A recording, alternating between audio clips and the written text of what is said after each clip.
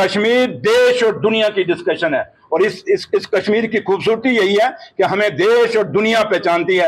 एक बंदा कोई उठेगा बीजेपी का किसी कोने से देश के तो बात कहेगा तो उसकी बात को मैं नकारता हूं, मैं कभी उसको सर आप तो वही कह रहा हूं। मैं भी अपने फोटो देखे होंगे, मेरे फोटो चढ़े, मैंने ट्वीट किया, मैंने कहा यार मैं जम्मू, यहां से हिसाब लगाओ कि जिस पुलिस को ये नहीं पता कि डिप्टी चीफ मिनिस्टर कहाँ है, जम्मू है या कश्मीर में, वो कश्मीर वाले मेरे ऑपरेशन करते लाख लगा के बंद करके चले गए आए डिप्टी सीएम, मैं तो जम्मू बैठा हुआ था। इसलिए यहां से आप अंदाजा लगाओ कि आप, मैंने तभी कहा कि आप लोग जो हमारे बुजुर्ग थे जम्मू सूबे के, वो तो चले गए दुनिया छोड़ के।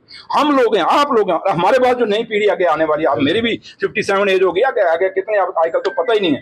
आप लोग भी इसको समझने की कोशिश करिए। आपके मुद्दे कुछ और हैं, उन मुद्दों पे, और सबसे बड़ा मुद्दा मैं बार बार कह रहा हूं एम्प्लॉयमेंट है।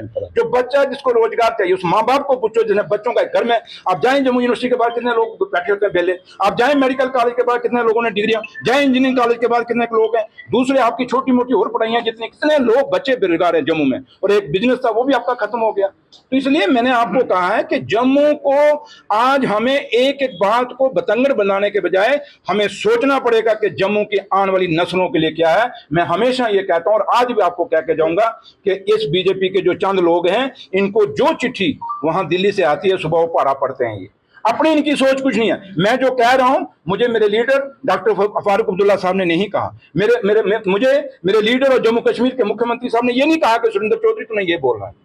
इसलिए मैं जो बातें आपके सामने रख रहा हूं एक अंदर दिल से रख रहा हूं, जो मैं श्रद्धांजलि की बात कर रहा हूं दिल से रख रहा हूं। इसलिए मैं आपसे यही रिक्वेस्ट करूंगा कि आप हमें सबको मिलकर, चाहे मीडिया है, चाहे सिविल सोसाइटी है, चाहे हम लोग हैं, चाहे लीडरशिप है, किसी भी पॉलिटिकल पार्टी है, हमें एकजुट एकमुठ होकर जम्मू के बारे में सोचना पड़ेगा। क्योंकि उमर साहब बार बार कह रहे हैं, आप जब से ट्रेन गई है कटरा से, वो बार बार कह रहे हैं कि मैं नहीं चाहता है कि जम्मू पठानकोट बने।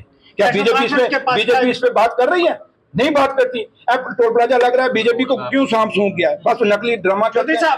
चौधरी साहब क्या घोषणा है कि कश्मीरी पंडितों को भी हल करेंगे, बेरोजगार बच्चों को रोजगार भी देंगे, और बाकी मसलों को भी हल करेंगे। और मेरे भाई, यूटी के अंदर इतने बड़े फैसले नहीं लिए जा सकते।